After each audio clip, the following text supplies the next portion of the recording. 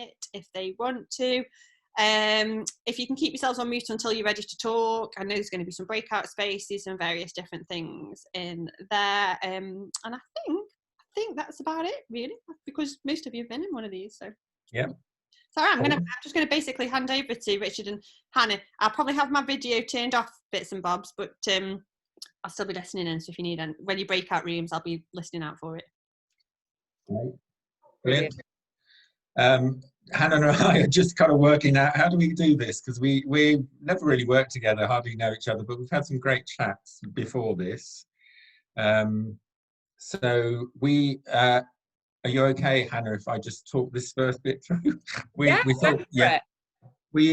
thought we'd introduce ourselves in the same way that we're going to ask you to introduce yourselves, because we think it's really important that we get to know who you are as well as you know who we are.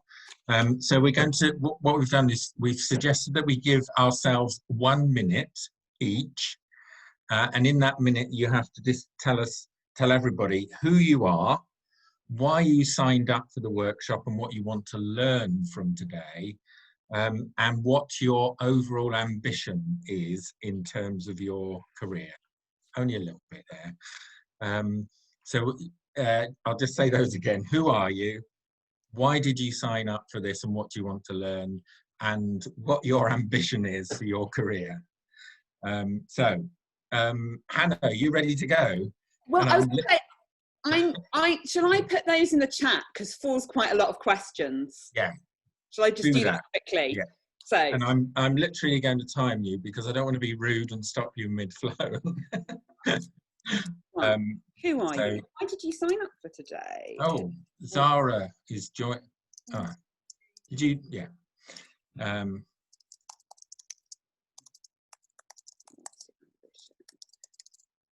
Great. Yeah, brilliant. Okay, so Hannah, do you want to go first? Yeah, so have you got your timer ready? Yeah, ready, steady, go.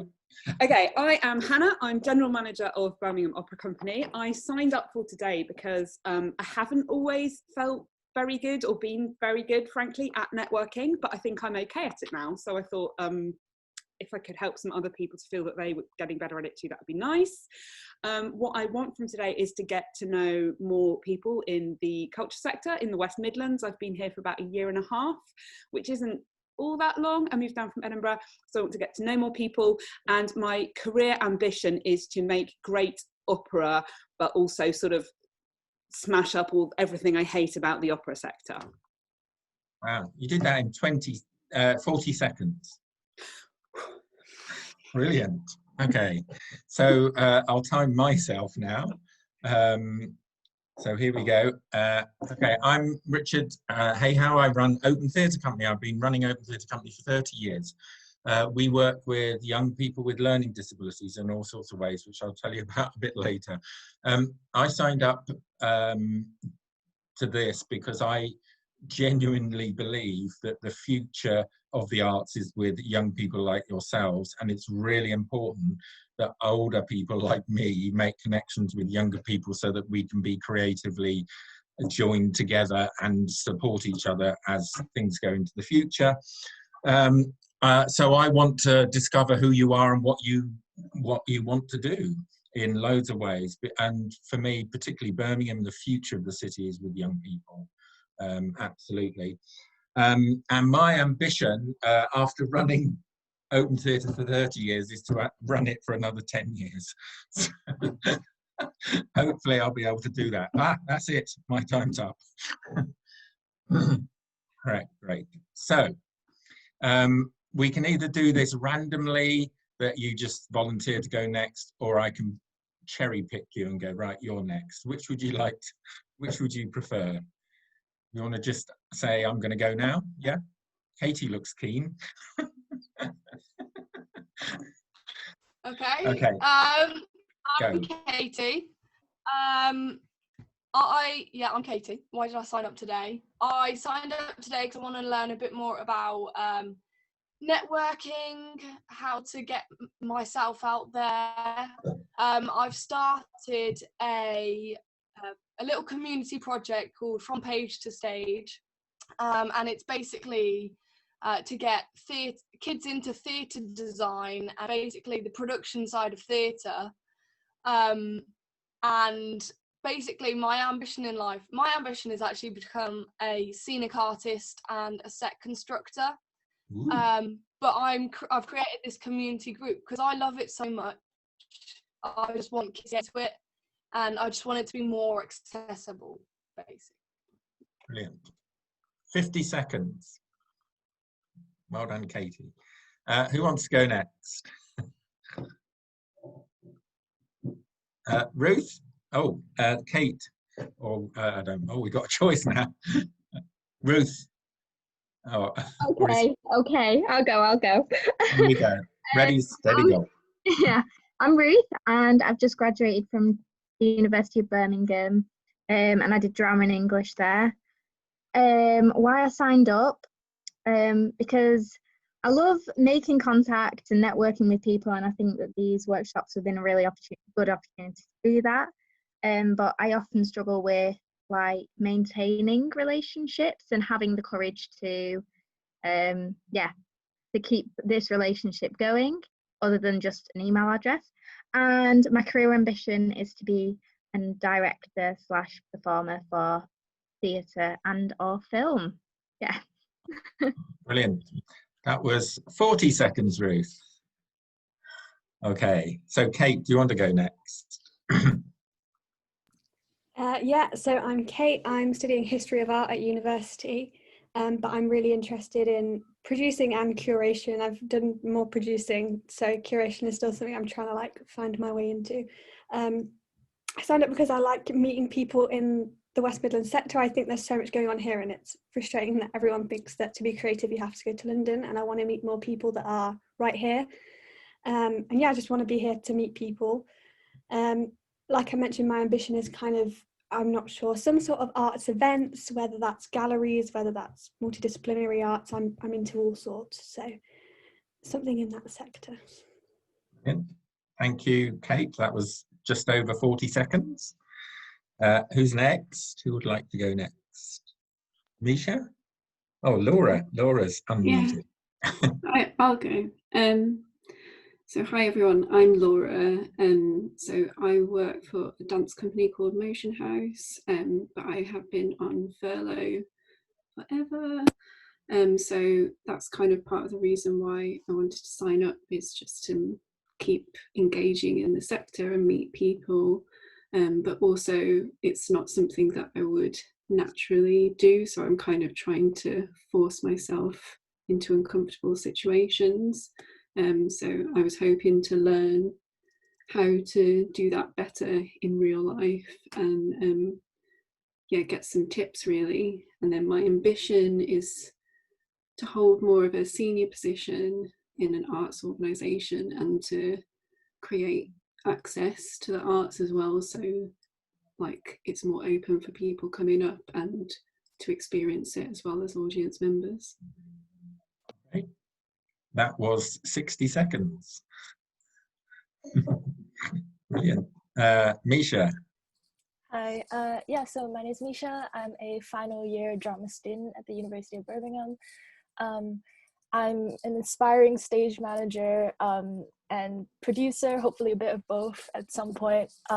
What did I sign up for today? I think I've started making the first steps to like begin networking, but I still find myself really nervous and big imposter syndrome feelings and all that type of stuff. And so I just want to be better at what I've already started doing, I hope. What do I want from today?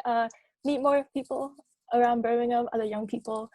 And what's my ambition? I think keep facilitating, making good theatre and being a part of that like planning production process. I can't work that out, but it was between 50 and 60 seconds, somewhere in that. Okay, Erica, I'm assuming you're not going to join in with this one, or do you want to have a go?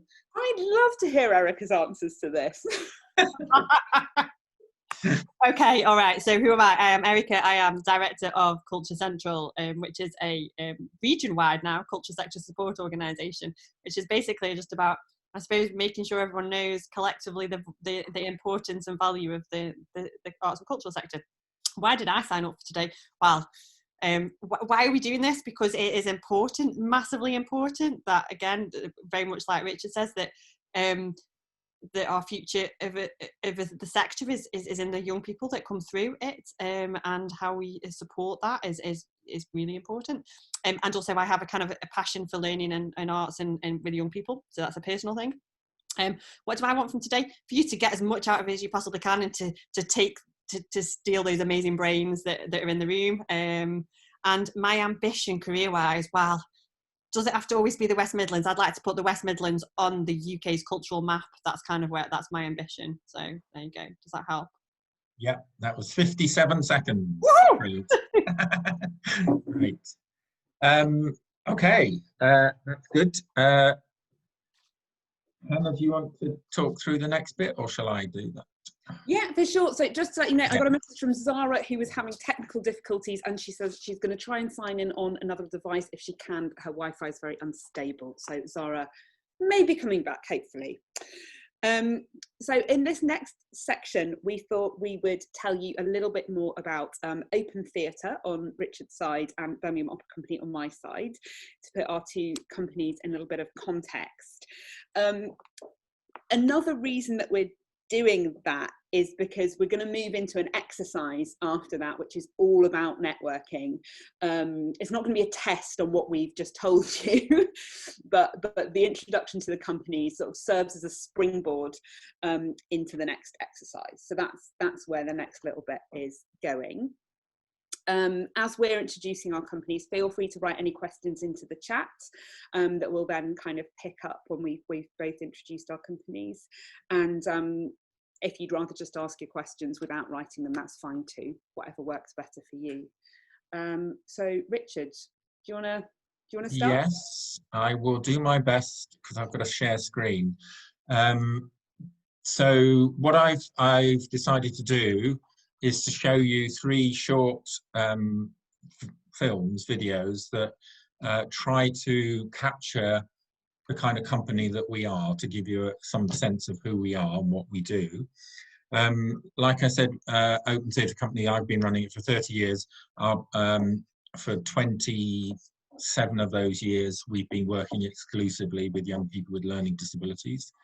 We work a lot in special schools, and we support young people out of school, and we work with some of those young people and train them into professional actors. But recently we found the phrase Open Theatre Company a very inadequate way of describing the breadth of the work that we do. So we've recast ourselves just as Open Theatre, with the play on the word, the 2 words, that we're opening theatre. That's the kind of message for us. We're opening theatre up to all sorts of people in all sorts of ways. Our strap line is doing difference differently.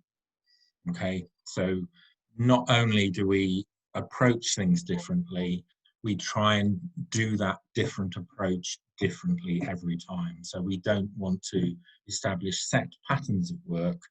We want to try out all sorts of different things. So I'm going to show you first of all a trailer for our show that was on tour.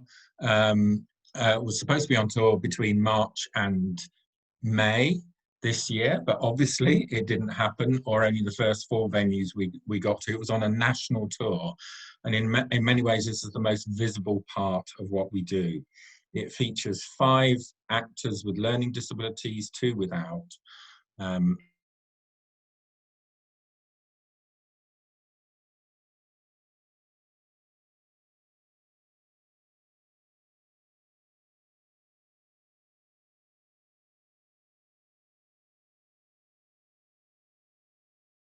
Not that one. That's the one. Here we go. Can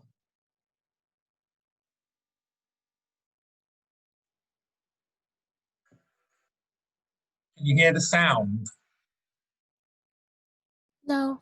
I haven't done that thing, have I? Sorry.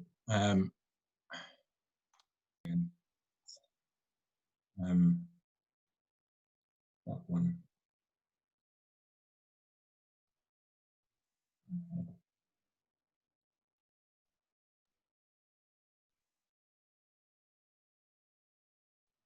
You hear it?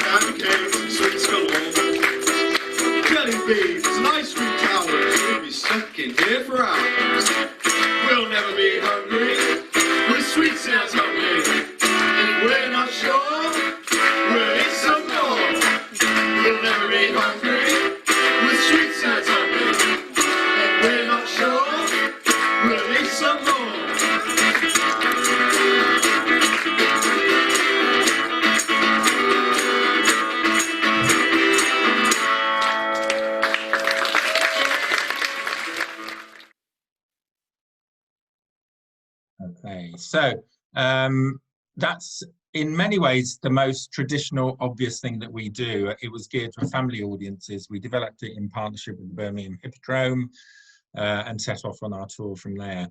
But even then, the twisted tale aspect is about putting a particular slant on the work that we do. A lot of our work is nurturing talent, I suppose, and this is a very short film that we made with one actor that we've worked with, and Jake, who stars in this, actually devised script. Well, there's no script. We work non-verbally most of the time. So Hansel and Gretel is also quite different in that it had words, but this particular film has no words in it. Jake devised the whole thing, worked with a filmmaker, and created a piece of film, which I'm just going to play you now.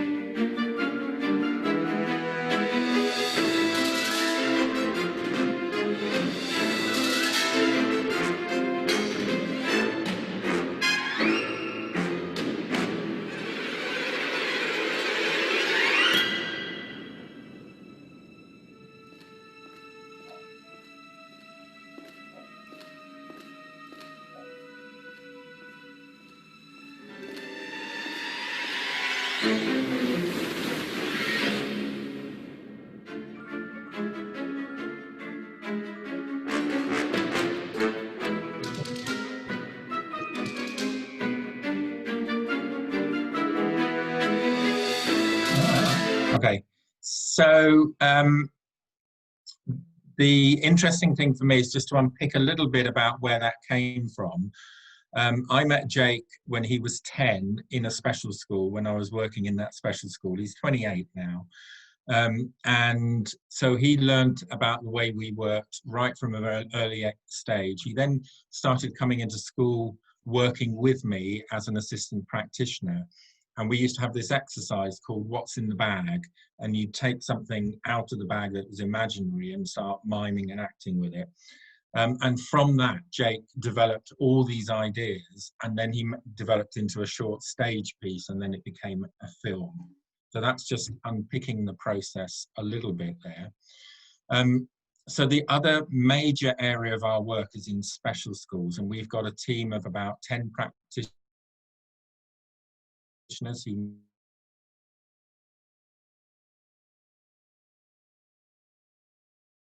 theatre illustrates the kind of the approach that we have when we go into school, which is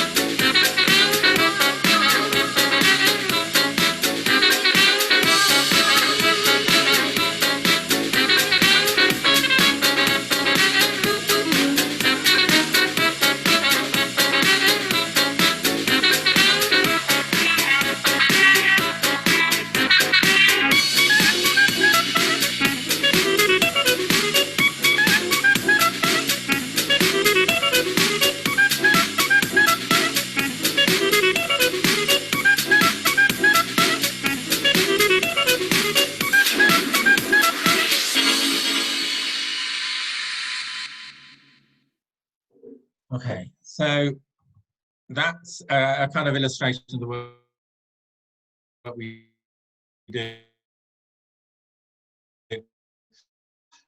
for a half session. I've noticed this film is called Open Theatre Company in Siberia. I've travelled out to Siberia about 4 or 5 times, and I don't speak a word of Russian and they don't speak a word of English, but we can work together through this way, even though we don't speak the same languages. So that's a quick run through the range of work that we do, just to give you a bit of a teaser, in a sense, about what it is that we do. So I'm going to stop now and hand over to Hannah. I'll stop sharing my screen, and Louisa is coming in the room. Okay, I'll hand over to you, Hannah. So I'm going to tell you a little bit about Birmingham Opera Company. There's a film that's about 1 minute long, and then I'm going to show you some pictures. So bear with me. Share screen. share computer sound. Where am I? Okay, can you see my screen okay? Oops. Yeah? All good? Brilliant. I think you should get everything you think you know about opera, because it's something completely different. Everything is all around you, and it's a different way to interact with people. Like, you usually are on a stage and the orchestra is down there and the conductor's far away from you. There's a difference, but I couldn't tell, like, from seeing who was going to be the actual opera singer and who was just like from community. So they'd be way more confident, like way more confident. Well, I think it is attracting a lot of people. When they get into it, they're astounded, really. Doesn't matter how smart you are, how rich you are, you can be involved and you can say your story. I heal when I'm here. If there was a stress, I can be a character and get that out of my system. No two individuals in this company is the same. We need an inner space, a blank page to write on, all of it. Opera can give you that, can take you beyond your own words as well as beyond other people's words.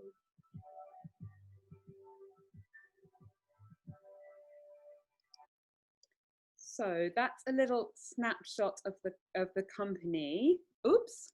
And I wanted to show you some pictures as well. Hang on. So, okay.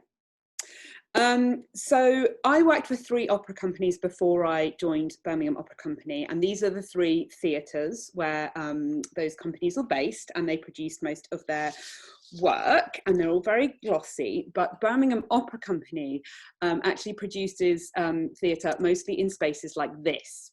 This is the site where Birmingham Opera Company did its 28th production of Idomeneo. And everything we do is site specific. So we go to different places.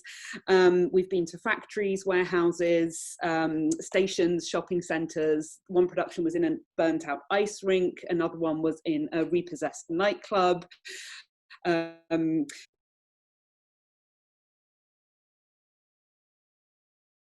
All over the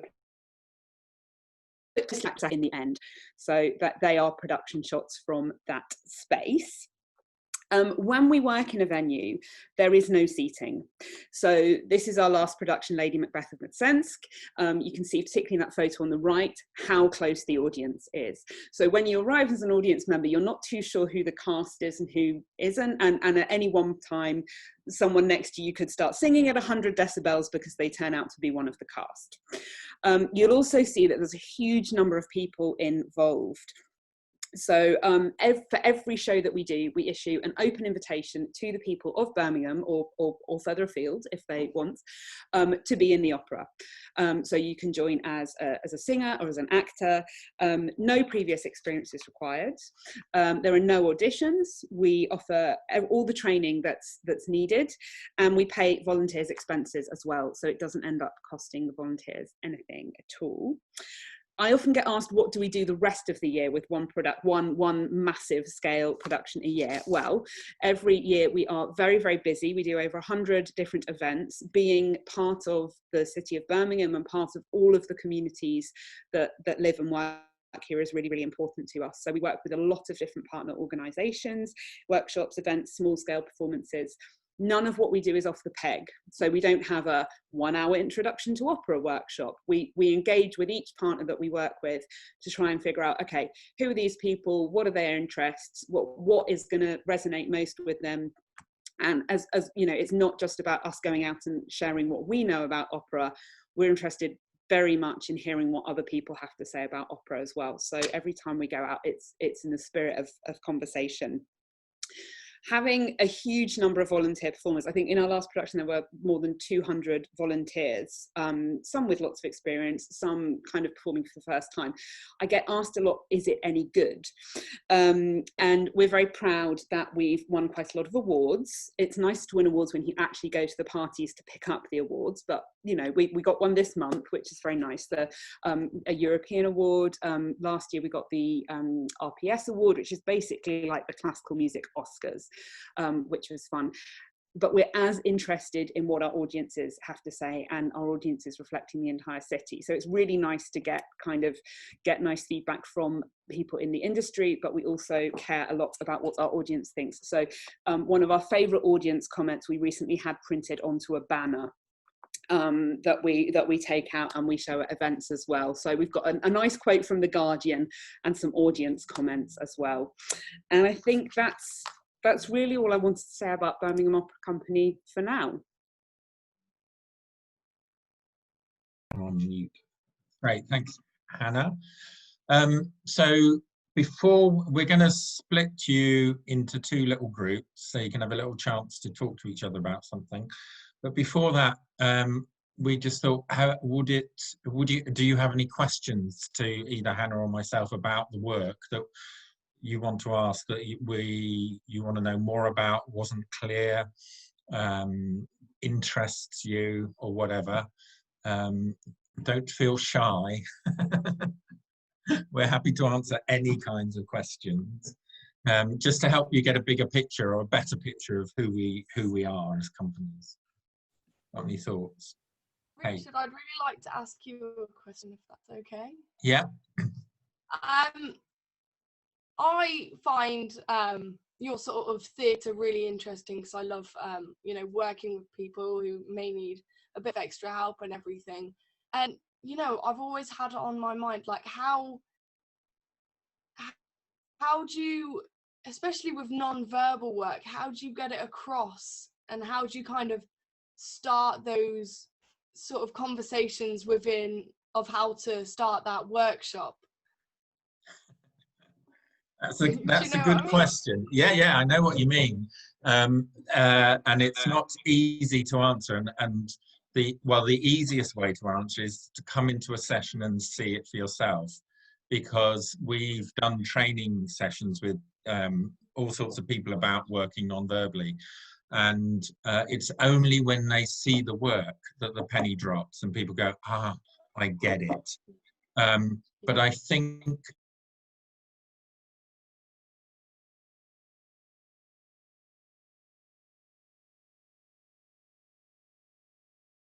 value everything that we can put into words, and we disvalue, if there's such a word, anything that can't be put into words. And for the young people we work with, that's an extraordinary position to be in, where you disvalue a person because they're not able to communicate through words.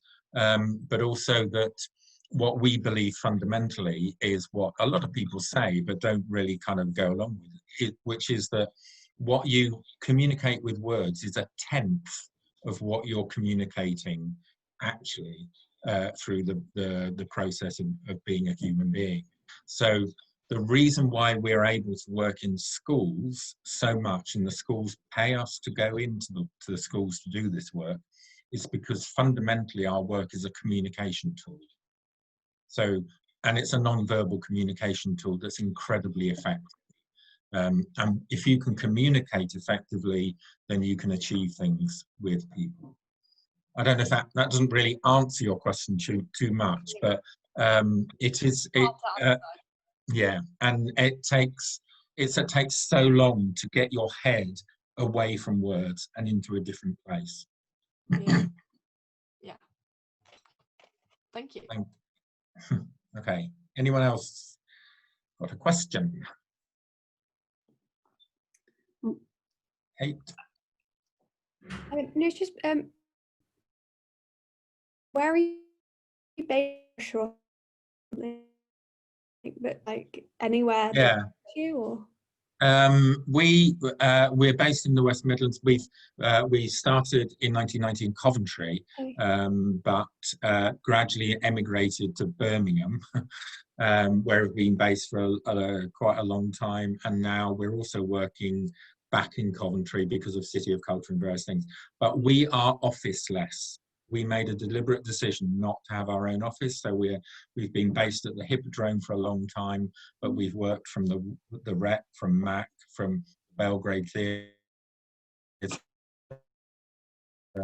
So partnership with other organisations, office of our own. That makes sense. Thank you.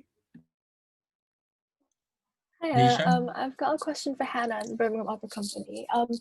How I know you mentioned you've got like a really big performance team, but I was wondering what the numbers are like for your sort of design, administration, sort of, and also like crew, because site-specific theatre is really interesting to me. I'm really interested to know more about how you get that put together. Yeah, so I mean, year round, we are an absolutely tiny team. There are 4 of us based in Birmingham year round, working for the company, and then when we do a production, that swells to like several hundred, like, you know, it's huge forces. So site specific, our executive director, who is one of the kind of year-round team, he's very experienced in site specific work. And then we also appoint a projects director each time, she is an absolute force of nature. She is a lady well into her 70s who just makes sites work for whatever you need. So so she oversees the site specific stuff on every production. And then, yeah, we work with so many freelancers. So for us, it was a lot of opera companies have a fixed, you know, chorus or a fixed orchestra or a fixed ensemble of soloists. We wanted deliberately to be kind of agile and flexible and to be able to, you know, reinvent ourselves with every production. So we've deliberately kept, you know, a tiny core team. We have an artistic director and a music director who are usually kind of somewhere in the world, freelancing as well as working with us. But yeah, we work with a lot of freelancers, and particularly in relation to designers, we deliberately try and work with designers who don't necessarily have a lot of experience in opera. So, I mean, you know, there are exceptions to that, but the designers on the last production, for example, were Block 9, who they produce a lot of kind of the big stage stuff at Glastonbury. They, you know, had never encountered opera before. And it's a normal design process with opera is that the design is pinned down about a year in advance of the production opening, because the workshops have to have time to make it, blah, blah, blah. Because we're site specific, you know, the designers will get plans and they'll sort of start to have ideas and get to know the production and be in dialogue with the director. But actually, they're really creating the design during the rehearsal process, which is totally bizarre for opera to be making kind exciting of on the job. Yeah, it's nerve-wracking. When I applied for this job, one of the points in the person specification was, you know, must have, and one of the points was nerves of steel.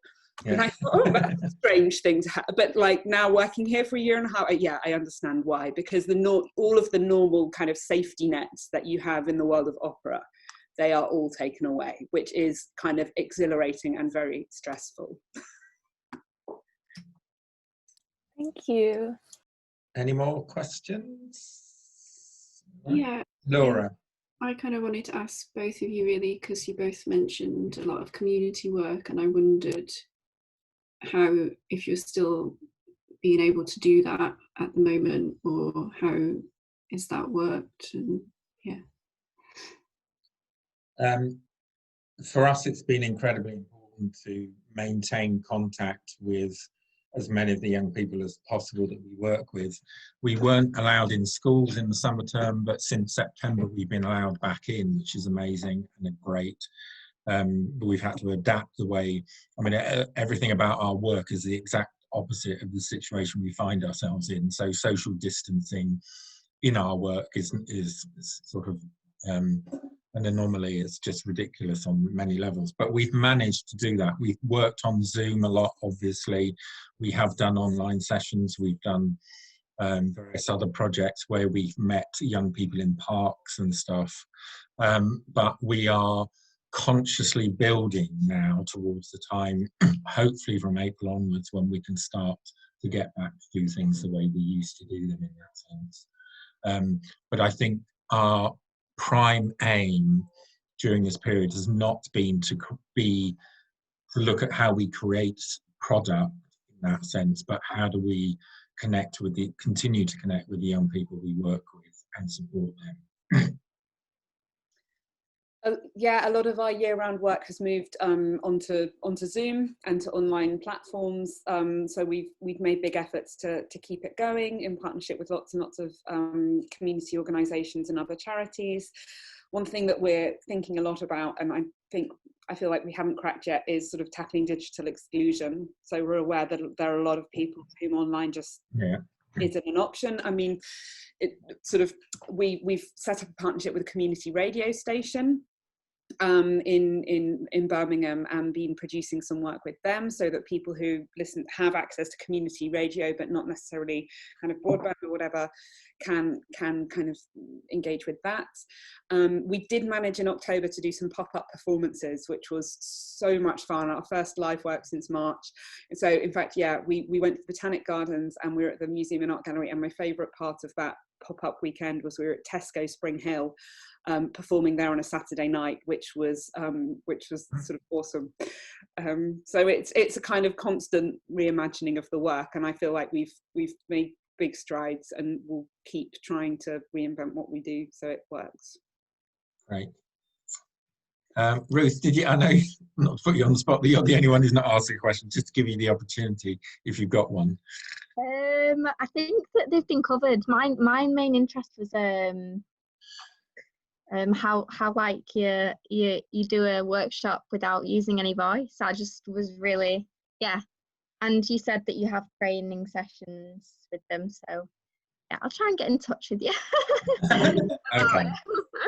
Because I feel like, yeah, you're right that you do learn better by seeing. So yeah, this is all over, hopefully. Yeah. Cool. Right, Hannah, do you want to set up the task? Is that all right? Because you've got the questions. Absolutely. So I know you're already quite a small group. We're actually going to ask you to break into two groups, and Erica is going to facilitate 2 breakout groups completely at random. So you'll be a 3 and a 2. And we would like you to spend sort of between 5 and 10 minutes coming up with answers for this. It doesn't have to be a definitive answer, okay? It can be a smattering of ideas. If you don't agree within your group, your answer can your responses, you can contradict yourselves. That's absolutely fine. It's like a range of ideas rather than a definitive answer that we're sort of quite interested in. And then we'll share thoughts back once we come back all together into this group. So there are 2 questions that we have for you, and I will put them in the chat again. The first one is, knowing now what you know about the 2 companies, how would you go from this point to getting to know us well enough to know if you or a project that you developed were a good fit? So yeah, so I'm just going to say that again. How would you go from this point to knowing whether you as an artist or your project idea were a good fit for our companies? And the second question is, what might you do next in terms of networking or engaging further with the 2 companies? Okay, so just going to. It doesn't have to be both companies. You can choose one or the other if you like, or do both. It's or keep it general. Yeah. Up to you. So they are in the chat, and we'll see sort of somewhere between 5 and 10 minutes. Shall we name a time? Let's name a time. Because Erica will have to do the thing of bringing everyone back as well, won't you? So we get 8 minutes. 8 minutes. Woo! In 8 minutes' time, you'll be whisked back to this big room. Okay. I'm sending you off now. If you've not been in breakout rooms, it looks like everything's disappeared, and then you will jump in, so it'll ask you to join as well. So there you go. See you soon. In a bit. Bye-bye. Oh, there they go. Hooray, they've all gone. Phew. We decided this would be good for us to have a little bit of a break as well. Well, I'll leave you to have your break, and I'll drag everyone back in 8 minutes, so, as in. Yeah. So I'll see you in a sec. See you in a sec. Mm. We all right? Yeah, I think so. Yeah, shame it's a small group, but it's the way it goes. It's just Friday night, I'm sure. Friday night, yeah. Because when Erica said before, sort of 20 to 14, I always reckon with about a third drop off. Yeah.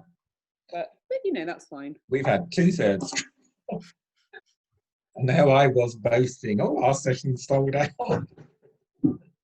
Well, the way it goes. Nice.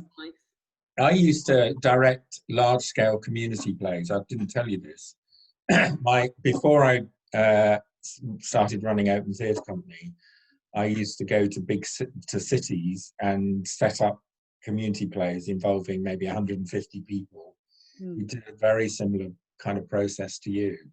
And we do them in interesting spaces, outdoors, in derelict buildings and so on. And it's so one of the things I was really struck by when I went to the Dido and the Neas was how similar the process was to all of that stuff. Yeah, and I've always found large numbers of people incredibly exciting as a kind of creative thing. Yeah. Too. I think that's one of the reasons I like opera. I'm like, subtlety doesn't work for me, you know, unless there's an octet and a double chorus, and it's like, you know, that's what I like best. Yeah. The noisier the better. Have you come across share music and performing arts in Sweden? No. What are they called?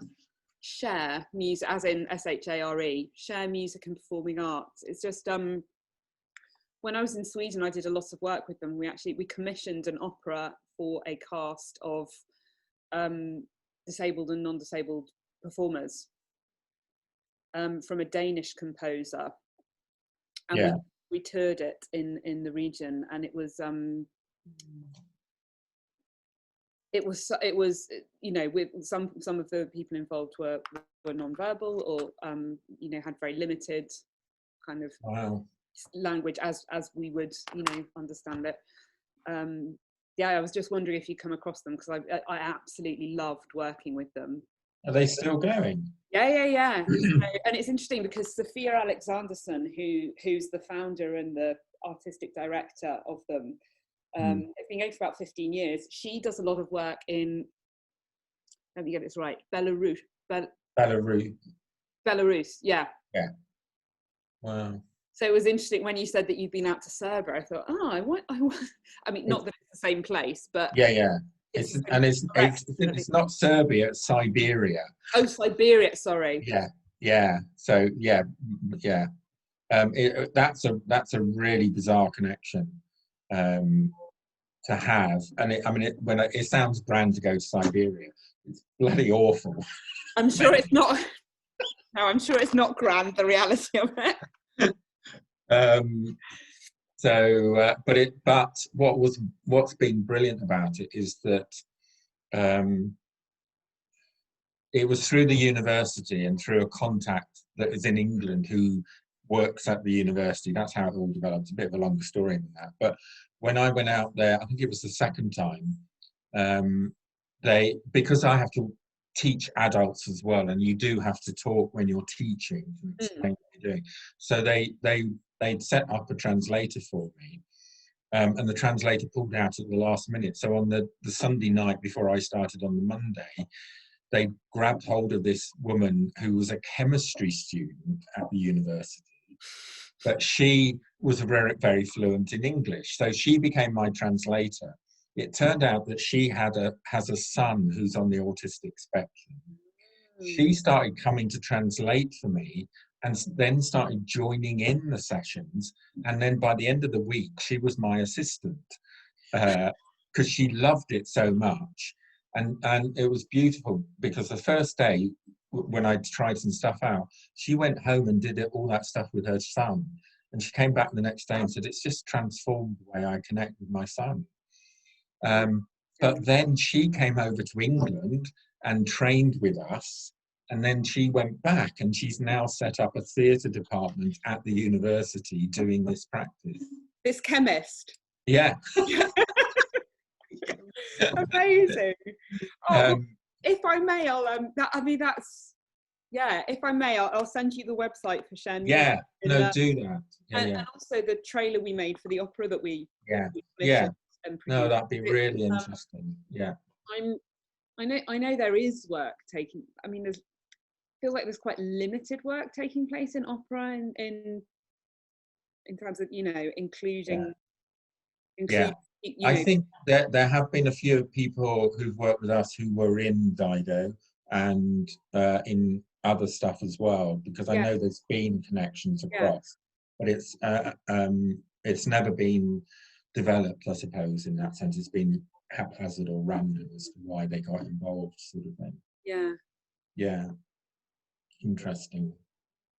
It was at a European Opera Conference last week, and we were talking specifically about diversity and inclusion and almost all of the examples people could give of including people with disabilities were education projects. Sort of over there. Yeah, absolutely. Yeah. And that's what we're sort of fighting the whole time. In that sense. But also because I mean we work consistently year round with nearly 2,000 young people every year, and we've got to the point where, and this is for me what the next 10 years is about, you're raising the aspirations of those young people as to who they are and what they can achieve in the school setting, but actually when they get into adult life, there's no opportunities for them. So it's a kind of it's not an easy situation to find yourself in, where you're responsible for raising expectations and then that you can't meet them. It says Hattie Lewington has entered the waiting room. Let's let her in now, but I'm going to bring everyone back. Yeah. Cool.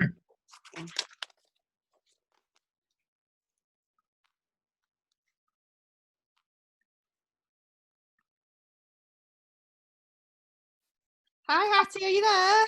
Hello, yeah, I'm here now. Oh, okay, you're right. Everyone's coming back from the breakout room, so you're not the only one with all of us, by the way, just to know. Here they come. Everyone's coming back from breakout rooms, which is why it looks empty. Hello. I've got a new person. Oh, hi, Hattie. Hi. Is that everyone back? Yeah. Yes. Yep. So we didn't say particularly clearly enough that when we sent you off in those rooms that we need you to kind of share a little bit about what you talked about and to decide how you do that.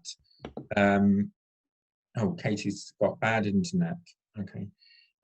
So within your two groups, do you want to just feed back some of the thoughts you've had? Share that with us. You may have to appoint somebody in your group to be the spokesperson. Yeah. Oh, you go first. You go first. So so Kate and I were in the same breakout room. We said we'd take a question each to share. So with the question about how to get to know companies more, I think we sort of were both quite keen on, like, if all of this was permitted, going to watch a performance of yours or being able to participate in a workshop if sort of we fit the demographic that you were looking for those workshops. Otherwise, we said just doing more research, going on websites, having a look at other pieces of work you've done, looking at your audience and the audience you're targeting to see if that would be a good fit for us. And yeah, because I think one tip that I was shared once was that it's almost as important whether or not the company is a good fit for you as you are for them, and finding whether or not there's that good relationship that could happen. I think that's what everything else we've said. Yeah. Yeah. In terms of then maybe after you've done all that research and realised, this is a good fit, after we'd had this initial meeting or we'd met, another potential person from a company at a networking event, thought one useful thing is maybe to ask around in circles you already know, if anyone's worked with them before, if anyone knows them and can maybe do a bit more of a formal introduction possibly, or like an email introduction in this world that we're in. And then maybe just, reach out yourself via email I am a bit cheeky now. I just email people like, hi, and like, obviously I'm polite and everything, but it's just, you know, the worst someone can do is not email you back, or just be like, I don't have the capacity to deal with this right now. So just send an email and be like, here's my thoughts, or can we just have a chat maybe about your work, about what I'm thinking, or just to get to know the company more. So yeah, that's what we kind of said about like engaging, networking further. Okay, great. Should we hear the other group first and then do some responses? Yeah. Okay. So we said for the first one that it was all about how to align with the values and see how you could find common ground, basically, and how you could fit with what the companies are trying to achieve, maybe in the immediate future or the longer term. I think that was it for that one. And then, and then I think Katie said that she said that like even if they've not got the same ideas, maybe they could bring something new to offer. I thought that was quite an interesting thing, especially because you said, Richard, that you like to do things like different every time, and I know that like the Birmingham Opera Company as well do that as well. So like maybe it's about, I don't know, wording it in a way that it's like you've got something new to bring, even though like the values of, say, accessibility of theatre are the same, like the core values are the same. Maybe you've got something more immediately new to bring. Yeah. Cool. And then for the second one, we said trying to get contact details, maybe adding them on Twitter, getting your email address, and then meeting up when we're allowed to. Yeah, and then we said also that like it's about maintaining a relationship, because the thing that like I struggle with is like having the guts to email again and like build up an actual relationship as opposed to just the first hello. Cool.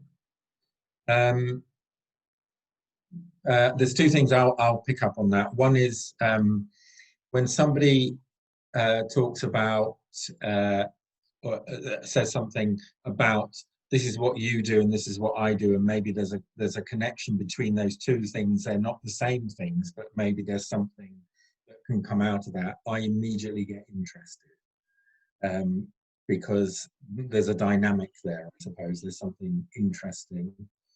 And another thing that Hannah and I talked about a lot earlier was the you often think about networking as, oh, I've got to go in and convince somebody now that I'm worthwhile and I can do something for you. But actually what we call playing the long game, and I don't even mean that in a disparaging way, playing the long game of going, I just want to know about you a bit more, and maybe you'll want to know about me a bit more, and maybe something will come of that, or maybe it won't, or maybe in 2 years' time something will come of it. But to be much more or much less sort of urgent about networking in that sense, and to see it as part of a longer term process where you're gaining something from that networking, but it's not necessarily your next job sort of thing. So networking on that level, just to get to know what's going on and get to know people. I can't agree more with what you've just said, Richard. I got the best paid job I've ever had. Not that I'm in it for the money, it's the arts, let's be realistic. But I got the best paid job I've ever had by going for coffee with someone with absolutely no agenda. And a year later, I was working for them, you know, and really interesting work. So yeah, I think even if there's not an obvious kind of payoff immediately, I think kind of openness and curiosity and making as broad a range of contacts as you can, it will pay off at some point. You just don't necessarily know how immediately. You mentioned going to see a performance. I think that's so key. I get so many emails from singers who want to come and work for Birmingham Opera Company and say how much they like the work and have never been to see a performance, which immediately it's a big turn off. And then I think, was it you, Kate, said about doing, you know, maybe finding someone else who could introduce you, or doing a cheeky introduction. I think, you know, if you've been in touch with someone, or frankly, even if you haven't, I think there's nothing wrong with doing a kind of cheeky introduction. And I think, you know, one of you mentioned that, you know, the reality of people's workloads, or the worst case scenario is someone doesn't get back to you. And often if they don't get back to you, it's just because they're absolutely snowed under. But I think I've had a lot of emails out of the blue from people saying, you know, I'm interested in what you do. Could we speak on the phone, or could we meet for coffee? And in probably in 95% of those cases, I've said yes. I think people who work in the arts are generally quite generous spirited and like to, you know, like to be collegiate. So I think sending a cheeky email, absolutely, I would do that every time. So the thing about maintaining relationships, that's a really interesting one, I think. And I think there's something about looking for kind of moments. So whether it's that company's got a new show that you go and see, and then, you know, if you've been sick, you know, either you'll bump into people at the events and can remind them of your existence and say hi, or I personally would, you know, if I hadn't seen the people that I'd been hoping to see, I would email and just say, wow, you know, what a great show, and make a couple of comments about it. Or equally, if you've got work coming up that you would like people to come and see, I think invite people.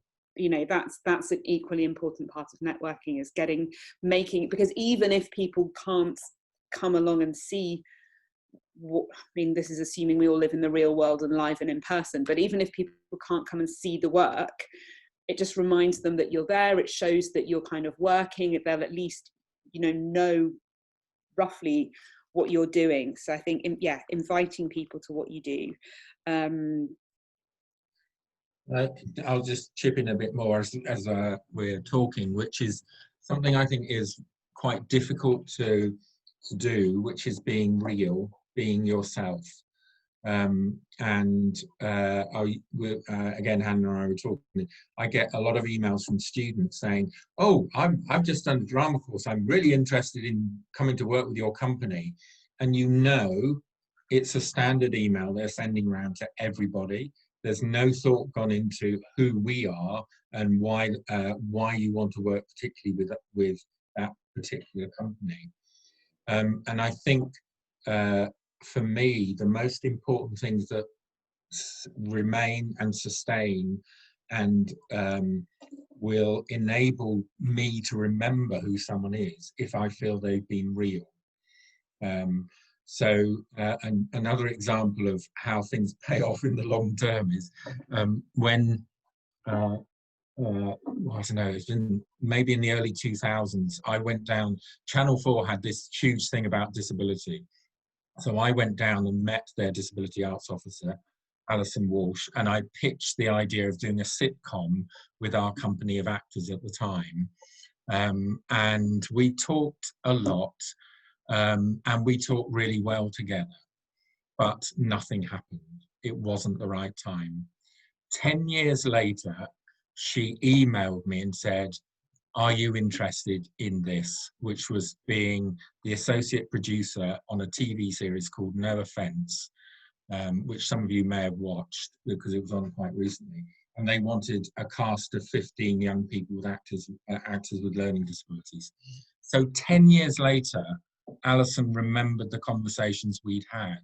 And I believe that's because we just talked honestly and openly about what we wanted to achieve. So it's really difficult, I think, for you to know how to pitch yourself as being real and authentic. But the minute I get a sniff that somebody's playing a game or kind of going, oh, I think this is the right thing to say to this person, it just turns me off. So being real is vastly, vastly important.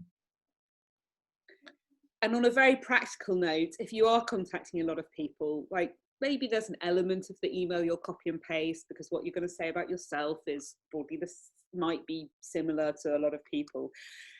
just be sure to change the organisation's name. I got an email last week asking if Birmingham Opera Company would do something, and then towards the end of the email it said, you know, we'd be so grateful if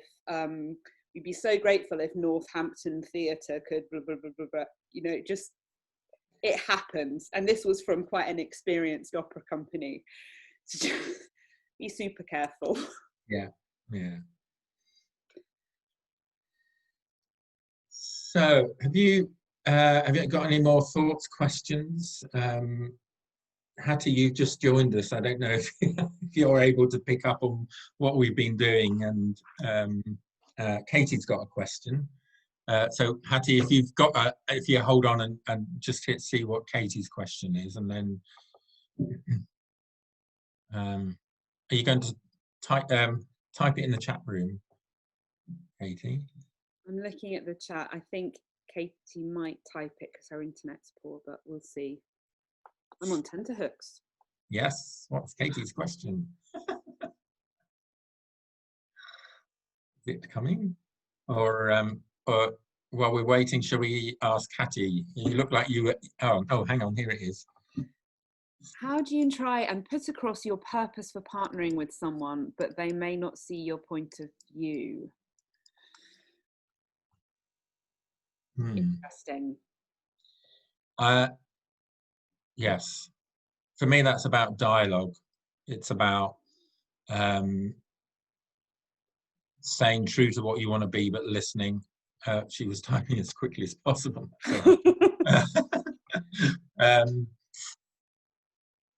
But I suppose also in that you're assessing, because somebody said earlier about working out whether there's a fit between you and the organisation, and if there isn't a fit, because you have different ways of thinking, you have different ways of going about things, then don't push it, I suppose. But yeah, it's whether you can establish a dialogue, because sometimes different points of view are actually the dynamic between people, as opposed to a problem. Yeah. Sorry, Hannah. No, I was just going to say, I think you'd be at an advantage in that if the means of communication were face-to-face or telephone rather than email. So in that situation, I'd try and, if the conversation were on email, I'd try and move it off email. And if the conversation, because email is quite like, when you've sent an email, you feel like, okay, I've given my answer now. It's much, much harder to get into a dialogue. So I try and move it into face-to-face or dialogue. And also, like, Richard says, I wouldn't push it. I mean, if I already had an established relationship and I'd worked with a company before, I'd push it. But I think if it were a new relationship that I were nurturing, then I wouldn't necessarily. And I might try and find other ways of getting that person or that organisation to understand more about my work by inviting them to see more stuff, or just letting it simmer and then trying to embark on the dialogue again. But it's a tough one. Yeah, because everyone's at home. Yeah, everyone's at home. Yeah, it is difficult. I think it's also about another. For me, a bad thing is when someone comes to me and says, I've got an idea and it's the most brilliant idea in the world and nobody else's idea is any good. That if you've got that sort of attitude about what you want to achieve, then you're never going to have a dialogue with anyone. You can have a brilliant idea, but don't think it's the only brilliant idea in the world. And also be willing to change your idea, because a lot of that we think, oh, let's do this. And then when you actually start doing the work and you're collaborating, you go, actually, it's not that, it's this now. So that an ability to grow and change through a process is really important, and not hanging on to what you think is the best idea in the world, sort of thing. And I think with pitching, with pitching a project, I think something that I've been on the receiving end of as someone who's tended to work for quite large arts organisations is often, I think, individual artists or smaller organisations see a large scale organisation as a way of getting their idea funded. And I think it's really important to be clear about the difference between funders and collaborators, because it's never happened in, 15 plus years of my career that someone's come to me and said, I've got this idea, does your organisation want to do it? The answer has never been yes. The answer's sometimes been, that's an interesting idea, let's have a conversation, let's embark on a relationship, let's work together. But it's very, very rare that an arts organisation will jump on a pitch and say, yeah, wholesale, we want to do your idea. So I think if it's funding, apply to funders. If it's collaborators, go into it knowing that the person that you're pitching to might not then fund your entire idea, that you're establishing a relationship of quite a different nature. Hattie, did you want to say something? Sorry, I was rude and cut you off. I haven't got much to say. I'm following quite nicely. I guess so. I've just graduated from uni doing theatre design. So I guess, and I had feedback from we had this module called The Professional. So like I try and leave and make all these contacts and stuff. And my lecturer was like, so you've made all this work, but who are you going to show it to? So this is sort of why I'm here. But yeah, it's like how, I think my issue or like question would be is like, how do you approach someone with your work without trying to, I don't know, seem arrogant? I don't know. I'm always my problem is I'm anxious, I think, mainly, because it's like, are they too busy for me? It's like if I'm new, coming out of, I don't know. Yeah, that's just my thoughts. So my thoughts are there's nothing arrogant about saying this is who I am and what I do. Not at all. Not at all. And I think if you approach people with two really basic things I would say are, if you're making work, have a really good website and have a business card. I mean, I know that's kind of obvious, but it's sometimes surprising how, people approach you and you say, oh, well, okay, where can I see some more of your work? So I have a great website, have a business card. I get quite a lot of emails, I'd say at least, a couple every week of people saying, this is who I am as an artist, I'd like to work with you. And I think I generally feel like I respond better to those when they're sort of less demanding. So, when people say, and I think I'd be perfect for your next production, I sort of go, well, I don't. Would you? No, I don't think so. But I think if you like you were just saying, if you approach someone and say that this is my work, this is who I am as an artist, without demanding a place in that company's work or saying you're the answer to their prayers, I think I always feel quite excited when I get an email like that, because I'm like, oh, who's this person? What do they do? And for me, it's also, and this is, I'm quite how to say this, but when somebody says I'm an artist, I think, well, what gives you the right to say that? Who's decided you're an artist? Is it you in a little room on your own? What does that mean?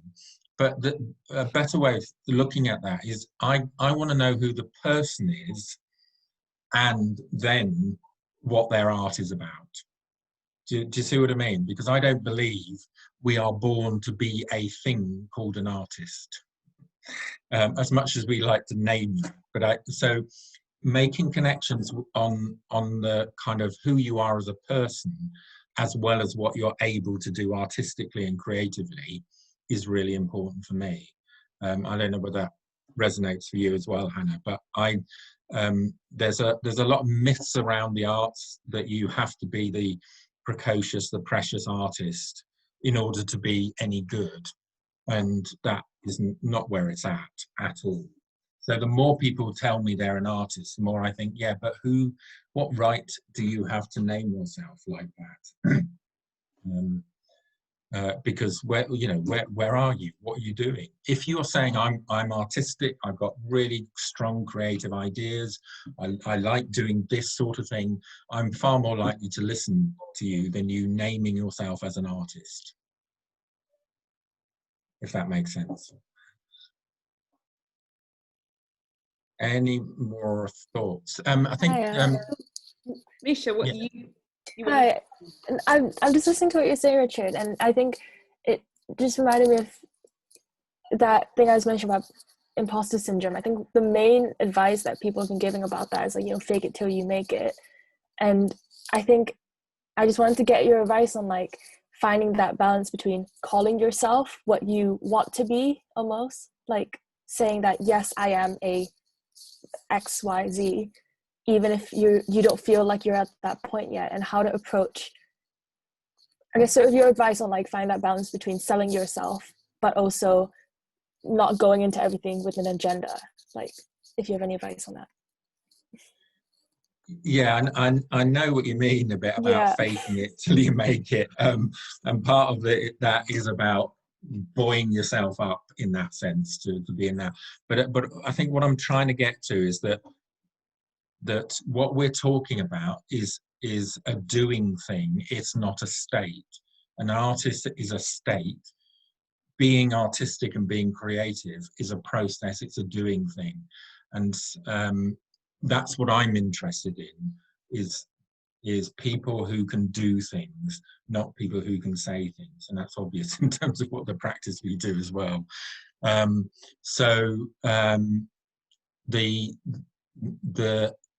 The faking it is about, in the sense of going, okay, I've got to do this thing now. I don't believe I can do it, but I'm going to push myself until I can do it, and therefore I'll fake it until I make it in that sense.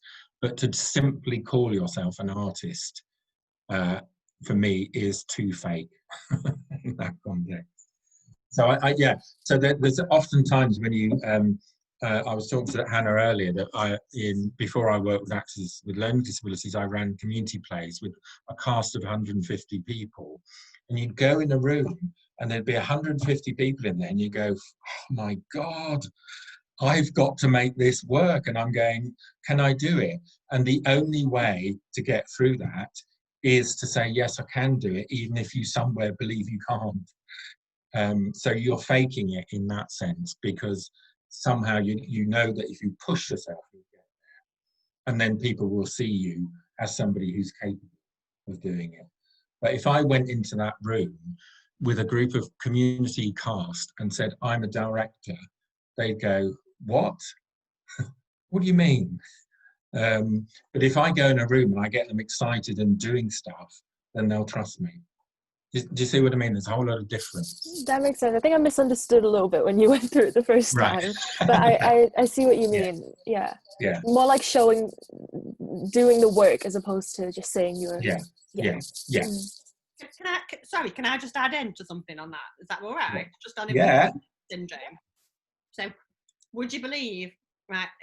When I started in the sector 15 years ago, I did not dare to speak in front of anybody in terms of any crowd whatsoever. I used to go red from here to here, and I used to not be able to say a word to anybody, not feel a stutter at every moment, and feel so unconfident at being able to kind of have those conversations.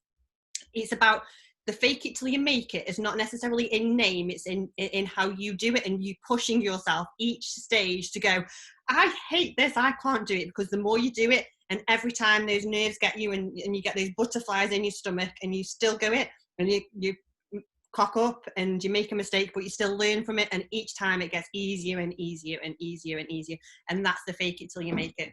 Also, seriously watch Amy Cuddy on TED Talks. If you've not seen her already, she's absolutely amazing. And that's the fake it till you make it in terms of your physical stance as well. And I learned a lot from that before I got up and spoke at any event. And now I end up speaking to hundreds of people in an event randomly. Do you know what I mean? And I still stand there and go, me? Really? But so that, I think that's the difference. And I think it's good to be confident and assured in yourself, but as Richard says, not arrogant and not expecting, because whether you're brilliant or not, people are still going to go, I'm not really sure, because it's about who you want to work with and how you want to, who you align your values to. So there you go. That was just my 2 pennies, because that's one of my little. Thank you. And I think it's a little bit of comfort to realise that a lot of people in the arts industry, in that sense, have faked it till they've made it, in the same way that they're Erica's journey. I'm thinking, that's my journey too. There's loads of people who've been on that journey and got to where they've got to by that sort of process. So it's not something you just suddenly become. Yeah, so accept that as part of the journey. Richard, what you say about not putting yourself on us is so interesting. I don't know that I necessarily completely agree with it, but I don't want to go there because I don't want to spend the rest of this call with you and I having a conversation. But I, for example, if someone got in touch and said, you know, I'm a set designer or I'm a singer, or I wouldn't have a problem with that. Just, you know, FYI. I recognise so much what you say, Erica. I used to forget, when I had to talk to people, I used to forget to breathe out. So I'd just have more and more air inside me, and there was no kind of socially acceptable way of just going and starting again. Awful, but you know, you go through it, and the more you do it, the easier it does get. The other thing I'd say is that, you know, even people who you look at and think they've made it, you know, the people who I'm close to, who in the industry might be said to have made it, in many ways they're still faking it. It doesn't go away. So I say that not to be depressing, but just to say, you know, if people see that in you, that you're a little bit nervous or feel maybe, oh, you know, should I be here? Can I be talking to you? I think people will recognise that, because a lot of people still, whatever stage they're at, still have that. It doesn't go away. Yeah, and it's about, that's also connecting with what creativity is and how does creativity happen. And it's not a kind of formula that you just learn how to do, that actually, you know, that quote, it's 90% inspiration, 90% perspiration and 10% inspiration, and all those kind of things, where actually those feelings that get conjured up in you, where you think, I can't do this, I don't know what to do next, they're all part of the creative process. They're not things to get rid of in order to be creative. They're things that you use to be creative. So I don't know anyone who works creatively who just gets on and go, yeah, I'm doing it, it's fine. There's some kind of, not struggle, because that's too strong a word, but there's if you want to explore and do things, you've got to go through a process in that way that isn't easy. Somebody disappeared then. Okay, Hattie. And just add, that's really interesting, because I think I've read that the feeling you get from like excitement and from like anxiety, it's like the same sort of amygdala sort of thing going off. So it's just the way that you process that feeling and take that into like the creative process, like you said. It's just a bit of brain training. Yeah. I think sorry Hattie, because you're a bit fuzzy there, but I think you got the gist of it. But I think what happens is that you get used to those feelings more. So you know they're there, but you also know you can handle them and you can use them better to get through the process. Instead of them going away, you just get more familiar with them in that sense. And it becomes an easier process on that level if you go, oh yeah, this is the bit where I'm banging my head against the brick wall and something will come out of it eventually. So I'm fine, sort of thing. Just aware it's 1 minute to past. Any final question or comments? I love your sparkly top, Erica. I wanted to say that. I only just noticed. I'm going to Fat Butcher's Disco Bingo at 8:30, so that's my so I have to get ready beforehand. If anybody wants to go on a Friday while he's in lockdown, great, best drag. It's definitely risque, but it's great Friday night and always worth having a bit of sparkle. Brilliant. I have major outfit envy. Got to make yourself happy somehow, haven't you? Yeah. Well, I'm going to put my email in the chat, and if any of you wants to get in touch at any point, drop me a line, whatever. Feel free now or whenever, you know, or not. Totally up to you. But there's my email. Very happy to answer any further questions, and there's Richard's as well. And also we're developing, because we're working with City of Culture in Coventry, we've got a whole new batch of job opportunities in Coventry, so we're about to go live with those, so watch out for those if you're interested. We are also in the process of commissioning. We're doing 10 micro commissions as part of It Gets Lighter From Here, which you may or may not have heard of, but all of the details are on Culture Central's website or on the Birmingham Opera Company website as well. And the deadline is next, when is it? It's the 2nd, I think. It's quite a short window, but it's, yeah, £250 per commission. So take a look at that. Oh, Katie says, are you on LinkedIn? Yes. I'm on LinkedIn, and my profile is so woefully out of date, and I keep thinking I should update it. And then every time I sit down to do it, I just go, oh. So I am on LinkedIn, and we'll try and connect with you, but it's like 2 jobs ago. Yeah. No, but I'm on LinkedIn, and I will respond if you message me on there. Erica, could I just ask for your email as well, if you're comfortable with? Yeah, I'm love at Culture Central. What I was going to say was, a few people have said about, and actually a lot of the facilitators have said they're really happy to connect as well with the people who kind of been around. So when we send around, we're going to put as many of the recordings as we got. I forgot to record my session. Yay. Oops.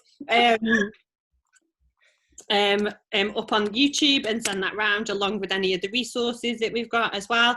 And I think people have asked for kind of an ongoing bit of a network, so I'm happy to kind of facilitate it for a little while until we kind of figure out what that looks like or what people need for people who've been on it. But also I think a lot of the facilitators said they were happy to connect, so I'm just going to go back to them all to ask for permission to share it widely with the rest of the group so that people can get in touch. But obviously I just need to get their permission before I send out any email addresses. So thank you for a great week. I'm going to put a tweet out and just say it has been a great week. Thank you so much to everyone who's come along. Thank you, Richard. Thank you, Hannah. You are amazing. And I'm sorry I dropped in there. I was just getting really excited about it. It's always so lovely. So thank you, everyone. Enjoy your Friday night. I'm going to disco up to my glitter. Thanks so much, everyone. Brilliant. Thank you. Okay. Have a lovely weekend, all. Bye. Bye. Bye. Bye.